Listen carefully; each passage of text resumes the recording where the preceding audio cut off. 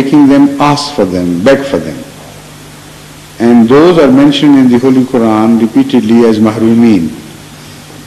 Those who are needy, yet they don't want to beg. And the Holy Quran points out that they should not be compelled to a state where they have to beg. So go out to them, search for them, and try to provide their needs without their asking for them. This is the first preferential teaching of the Holy Quran. But as I mentioned earlier, Holy Quran is based on the human psyche. And it is impossible for us to conceive of all the human beings being so self-respecting as not to beg.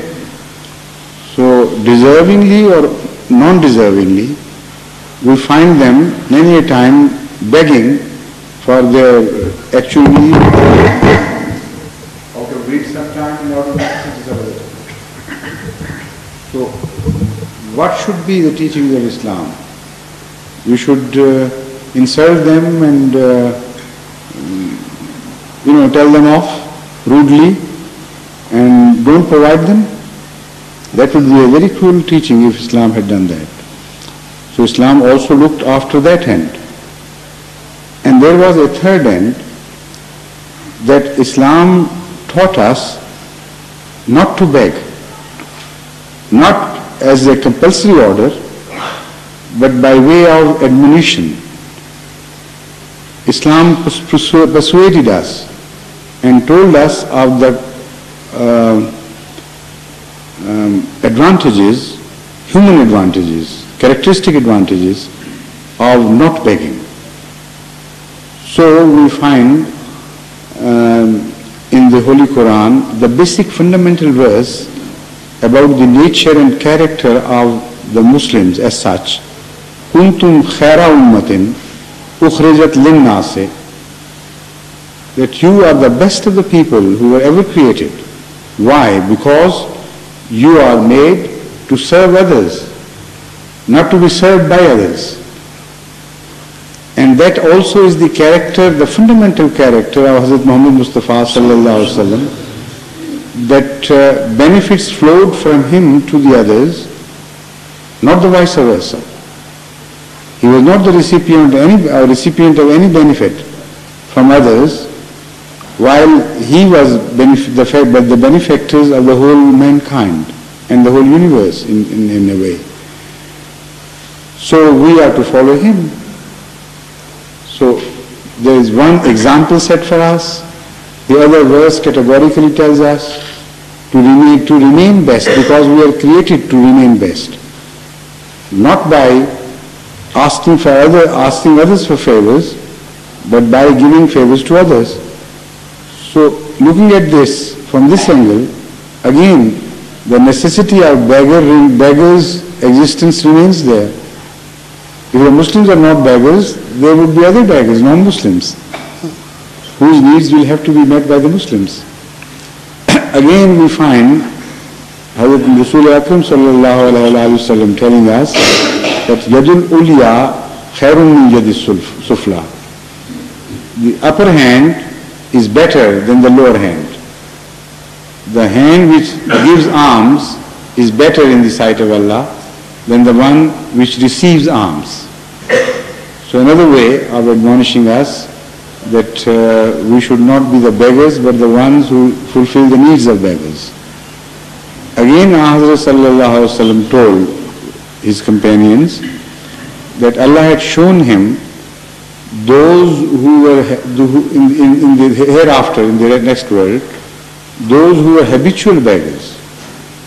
And he told the companions that their faces were so lean and their bodies were so much without flesh, as if their skins were joining the bones without any flesh in between. They looked like skeletons. That means that they had not earned anything for themselves. They were, they were always on the mercy of others.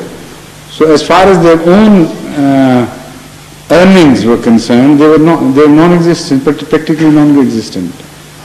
So when Rasul Akram sallallahu alaihi wasallam's companions heard this, some of them took it so seriously that it is reported that Ashab al-Sufa preferred to do labor and to give alms to others than to receive favors from others. They would they would go to the wood and collect wood or hatch wood and bring it and sell it to the townspeople.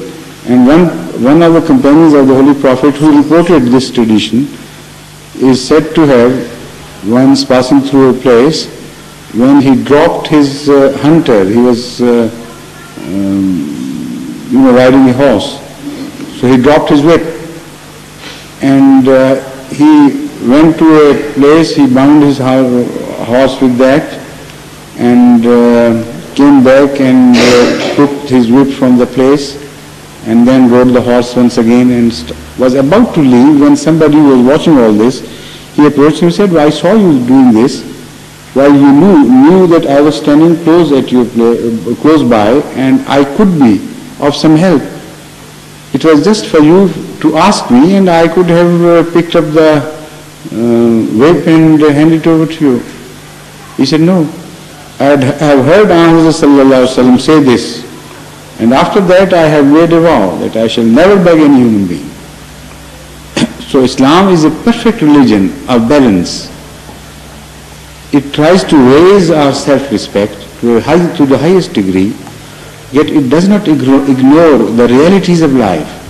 It's not a mythical religion. It's not an idealistic religion in the sense that it has no relationship with realities of life. It knows that despite all these teachings, there will be people who would go on begging, who will not have enough faith in God, who will not have enough self-respect, and they would also be cheats. So you will not be able to know one from the other. So Allah promoted us to look after the needs of the Sa'ilin as well, that is the beggars. And it told us, the Holy Quran told us, that if you can't fulfill the requirements and needs of beggars, at least be kind to them. Don't be harsh, don't be rude to them. That will be hurting. Instead of providing them with their needs, if you are hurting them unnecessarily, that will be a crime. So that is the verse you are referring to. Yes, sir. Thank you, sir. Will you also allow me another question, two in one? Yes. Ahmadiyya is known to be a Jamaat that whenever it's putting forward any argument, it proves from the Holy Quran, from the Hadith, or from reliable sources. So when we come to the point of celebration of the birthday of the Holy Prophet Muhammad sallallahu alaihi wasallam, do we? So what? How will we? Don't do it. How do we defend? We don't do it. We don't celebrate the Mawlud Sharif, etc., the way the non-Ahmadis do, or as a sort of birthday. What we do is, we hold Seerat meetings. And Seerat meetings are quite a different thing altogether. Ahmadis never celebrate the birthday of Hadhrat in the manner the birthdays are celebrated, of course. But there is one day fixed by the general Ummah of Islam, where they want to remember Hadhrat with special emphasis. So instead of boycotting that day, we join them in the correct manner, in the right manner, how Hadhrat should be remembered. We do it according to the dictates of the Quran, because he is created as a model for us. We remind people that this was the model created by Allah and he had these characteristics. So there is no harm whatsoever in holding Seerat days, and they can be held more than once in a year, not only on his birthday, and that is exactly what we do. Well, I don't know, the second one in the same question is concerning celebration of one's birthday. Is it allowed? One? Celebration of one's birthday. You know, these questions are not fundamental questions. Don't waste your time on these details. But the fact is that celebrations of any birthdays are unknown in Islamic culture. So Ahmadiyya does not promote them, does not recognize them. It's just waste. Why to add burdens on our social